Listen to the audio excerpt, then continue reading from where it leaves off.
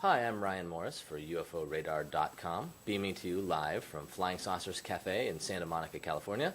Tonight, my special guest is Leon Rubenhold. How's it going? Thanks for coming in. Thanks for having me.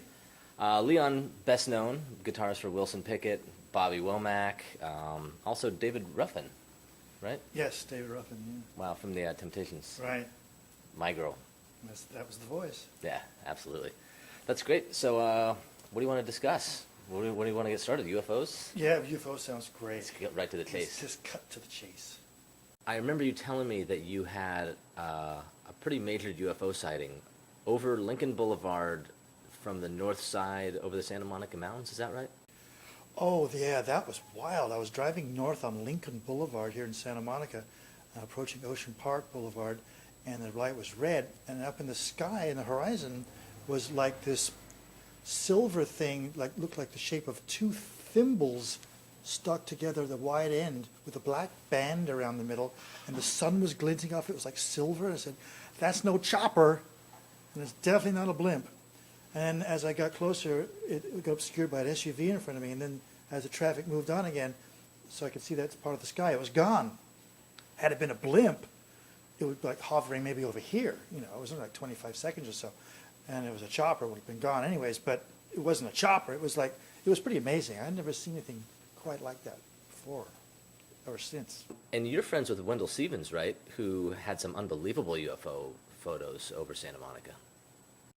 It was interesting because the fact that I was at the corner of Ocean Park and Lincoln, I have some old photographs that my friend Wendell Stevens, Lieutenant Colonel Wendell Stevens, who just passed away a few weeks ago, he had some photographs of a UFO hovering over the market that's on that corner from back maybe like 25, 30 years ago, which is pretty amazing that it would coincide like that. And he's very much was involved with the Billy Myers case in Switzerland, was one of the very first investigators of that case back in the 70s. The thing I've been waiting all night to ask you about, Leon, that I'm fascinated by, is the first ever interplanetary songwriting collaboration that you took part in, which resulted in the song "The Silent Revolution of Truth." Can you elaborate a little bit on it? Oh, "The Silent Revolution of Truth," that song, it's an amazing story. On the planet Era, where the Pleiadians are from, there was a contest regarding how to come up with a name that would encapsulate the project with Billy Myers on Earth. So it was a global contest, and the winner was a young 11-year-old girl named Clydina Icarina, and she came up with the phrase, "The Silent Revolution of Truth," which was a beautiful concept. And I heard that, and I said to Michael Horn, I said, "Michael, that would be a fantastic song title." So we said, yeah, so we threw the tune together, and the fact that she came up with the song title made her one of the writers. So it was like the first interplanetary songwriting collaboration because it was her idea in the song, and we fleshed out the tune. So, the song appears on the DVD of the same name, "The Silent Revolution of Truth," produced by Michael Horn, about the Billy Myers case. It was an amazing biography of the band, who's still alive, living in Switzerland, the most documented case in ufology to this day. Over 60 years. I don't think you can perpetrate a hoax for 60 years and not get bored doing it. I mean, come on. So I wanted to bring up another subject, which is time travelers.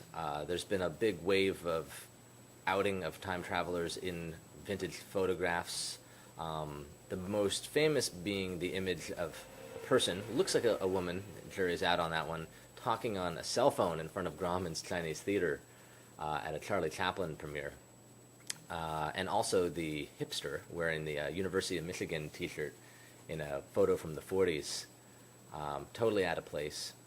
And lastly, the one that you found, that you brought into Flying Saucers, of the woman in 1926 at the Ocean Park front walk in a pantsuit.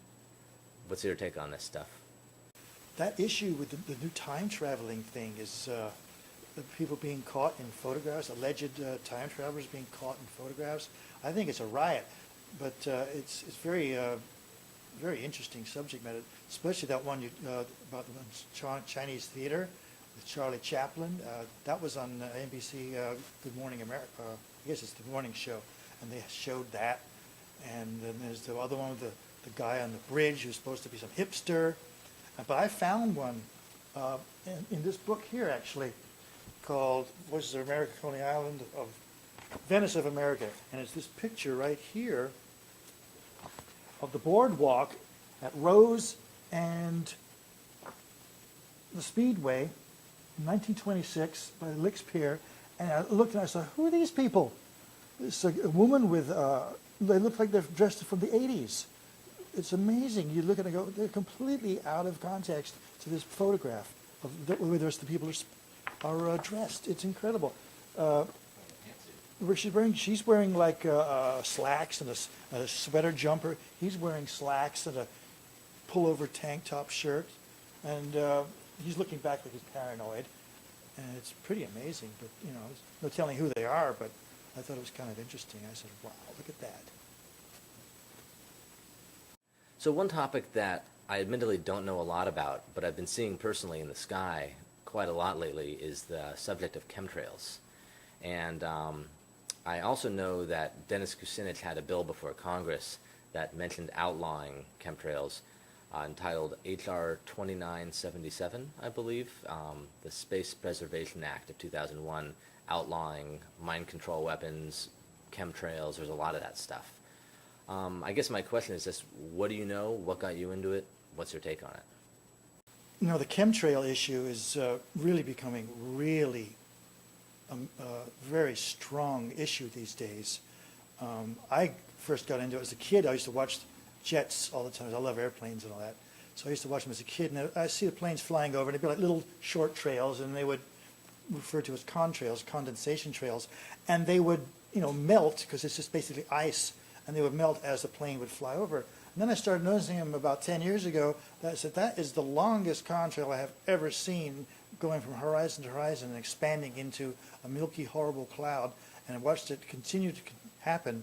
Now it's like crisscross patterns in the sky. And I wrote a song about it called Bye Bye Blue Skies, which I wrote, was inspired by being out taking a walk in the morning in Santa Monica, where I live, early in the morning. It was a beautiful, clear sky, and by the time I finished my walk, the sky was destroyed by these trails that they were painting from horizon to horizon. And I said, bye bye blue skies. And I went, oh, there's a song title. So I wrote the song about it. And there's a new film that just came out called What on Earth Are They Spraying? And it's just been released, and it's very comprehensive. It is, everyone should go out and check out this film, because it really lays down exactly what's going on. There's some amazing stuff when they're in Washington, and all the representatives are like being approached by these guys, and they're all like, well, we don't know. They're all freaking out, and you know, you can see one guy's pounding on the elevator button, trying to get the door to open faster so he doesn't have to answer any questions. It's hilarious, but it's sad at the same time. What in the world are they spraying? Go see it. It's on YouTube, actually. Well, thanks again for coming. That was great.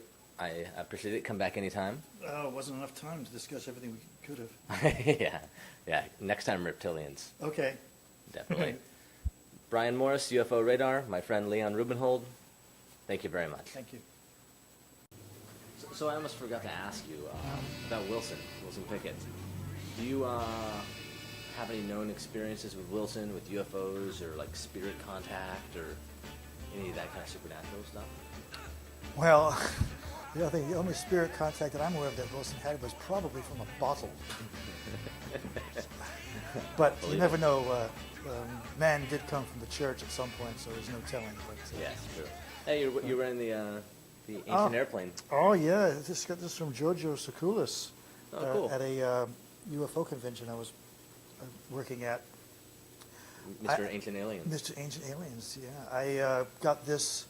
I traded him a CD for it, but I really had to hound him for it because He said, well, you know, they're for sale. I said, yeah, I know, but what do you think about it? And but he finally ponied up and gave it to me on swap.